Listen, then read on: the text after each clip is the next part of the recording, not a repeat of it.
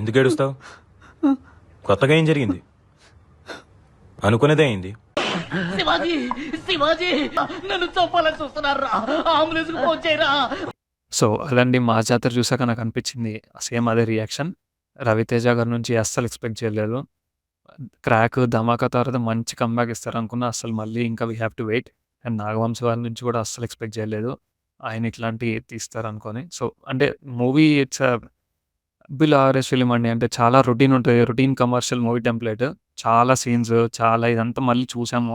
Already 5 years back ఉన్న movies type లాగుంటాయి. కొత్తగా ఏమి అనిపించదు. ఎంగేజింగ్‌గా ఉండదు. ఏదో ఫైట్స్ ఏదో అటు ఇటు చేస్తారు. కొన్ని మాస్ సాంగ్స్, కొంచెం ఆ లవ్ ట్రాక్ ఇంగ అలానే సాగుతా ఉంటది. సో అంత ఎక్కలేదు. అండ్ యాక్షన్ సీన్స్ కూడా చాలా ఔట్‌డేటెడ్ ఉంటాయి. కొన్ని 2, 3 బానే ఉన్నాయి. అండ్ ఒకటి క్రాక్ మూవీ రిఫరెన్స్ ఉంటది. అది బానే ఉంటది. ఇంక మిగతా అంతా నార్మలే. సో మీరు చూడండి. మీకు నచ్చచ్చేమో. కొంచెం కమర్షియల్, కామెడీ ఉంటే నాకు నచ్చదంటే చూడేసేయండి. మీకు నచ్చచ్చేమో. సో చూడండి ఖచ్చితంగా. And this is my opinion. నాకు మా జాతర చూసాక. సో ఫుల్ వీడియో కోసం క్యాప్షన్‌లో వీడియో ఉంటది చూడండి. నా ఫుల్ ఒపీనియన్. సో అది.